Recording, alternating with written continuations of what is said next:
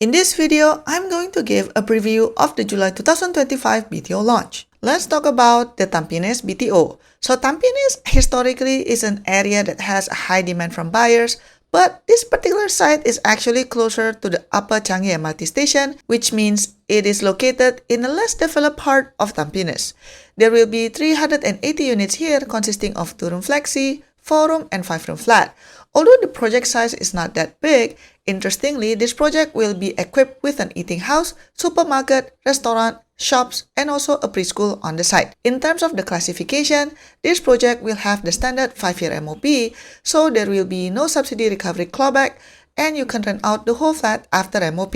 Now, let's talk about the location. So, this is the map that was given by HDB. If we try to find the exact spot in Google Map, I think this is it. This is the empty land plot just across the Upper Changi MRT station, so it's definitely within walking distance to the MRT station.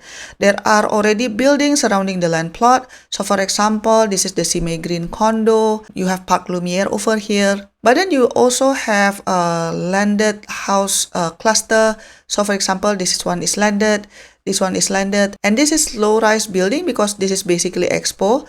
So as you can see, this land plot is basically just behind Expo. Because of this, it seems like if you want to get an unblocked view, I think you can get it even from mid-floor. For example, the one facing the landed cluster over here and here, or facing Expo. If you notice, there's another empty land plot over here, but the shape is like triangular and kind of small, so there's a good chance that this won't be built as a high-rise building, although we cannot know for sure.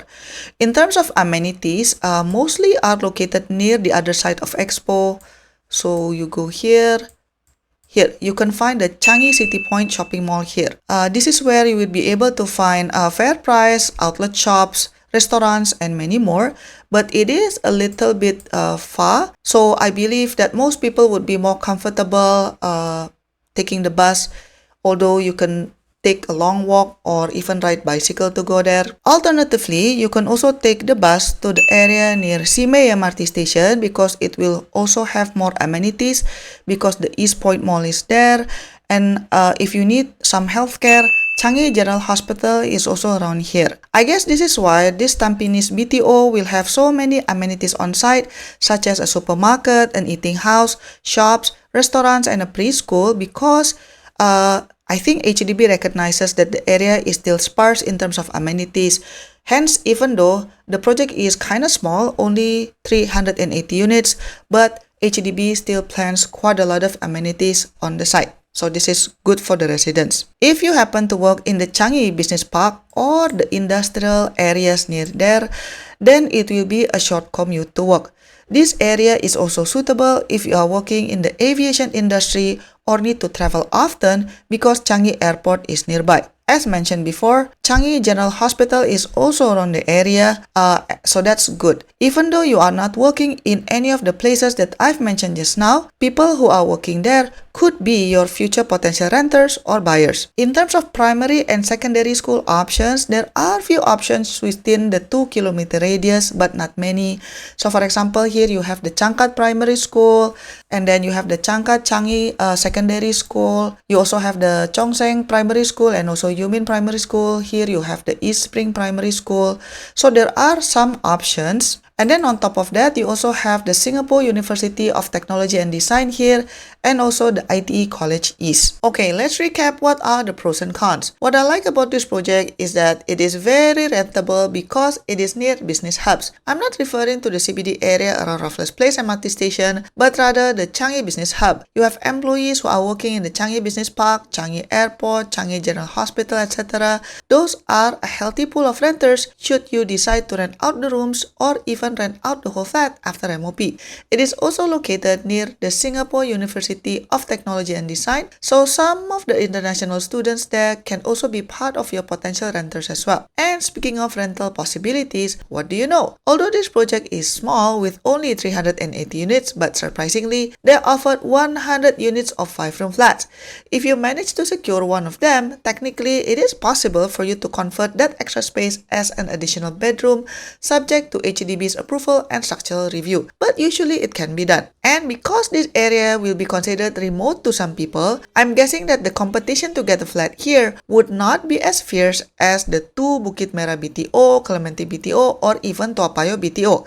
The fact that the Upper Changi MRT station is just across the street, that is so convenient. In terms of classification, this project will only have a 5-year standard MOP and also standard restrictions, which means you can rent out the whole flat after MOP and there is no income ceiling for future buyers. The facilities that HDB will build on site should not be taken for granted. For such a small project, they are willing to allocate space for a supermarket, an eating house, shops, restaurants, preschool, etc., which is very rare. It will definitely boost the convenience for the residents in the area. If you are the type of person who likes to go to exhibition and trade show, expo is nearby, you can just take a short bus ride or take a long walk. You also have a good chance of getting a flat with unblocked view, even from mid-floor level, because the area is surrounded by low-rise buildings on some sides. If you have young children, there are still school options within the 2-kilometer radius, although not that many. On the other hand, since the location is relatively near to the airport, you will need to be prepared mentally to hear airplane noises day and night. If you work in the CBD area, your commute time will be long, more like about 2 hours for 2 ways, but that's more of a Changi problem and not specific to this BTO. Amenities within walking distance are a bit sparse, so you would need to rely on buses to go around, but it's not up to a point that is excruciating. You just need to travel about 1 to 2 kilometers away. In terms of price, probably because they use Tampines benchmark and standard BTOs do not get as much subsidies, the price of this project I think is kinda steep for non-mature areas because the price is just not as affordable compared to Sembawang BTO or Bukit Panjang BTO. So what's the conclusion? So at first when I saw this project, right, I thought the location sucks. It's far from the CBD area and confirm will have non-stop noise pollution from planes. Why would anyone in their right mind buy a BTO at this place? And I also read other websites that covers BTO. They also said this site is not good. I'm like, okay, forget it.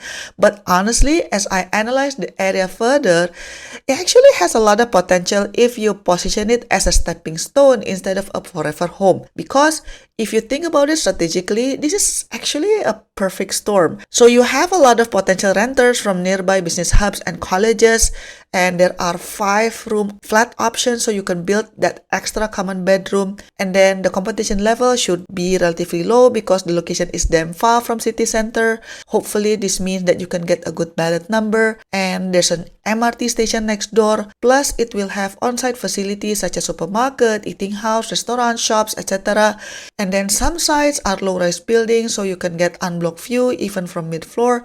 And plus, on top of everything else, it is just standard classification, so it only comes with the 5-year MOP and you can rent out the whole flat after MOP, etc. So considering all of the factors that I've mentioned, you know what? This could actually be a winning combo if you are willing to think outside the box. Why not just get a 5-room flat, build that extra bedroom, rent out all of the unused bedrooms, fulfill the 5-year MOP, and then just rent out the whole flat? This project will be ideal for those who are working in the aviation industry, working in the Changi Business Park area, or for those who are working in the Changi General Hospital, or even international students who are studying in nearby colleges. So I really do think you won't find any issues getting renters. Assuming the rental amount can cover the monthly payment or even surplus, you know what? That can be a good additional income for you and your family. And then after 10 to 15 years, why not just sell the unit before it gets too old? Pocket the profit and move on with your life. I didn't fall in love with the project at first sight, but when I look at the facts, it kind of grew on me. If this is your first BTO attempt, I wouldn't blame you for preferring more mature areas. Most people do that. But for people who have been applying for BTO several times, I'm sure that you know by now, balloting really comes down to luck. If you already BTO'd several times in mature areas and you could not get a number at all, why not try this one? Seriously, think of it just as a strategic stepping stone. Anyway, whichever project you ended up choosing, I wish you all the best in your property journey.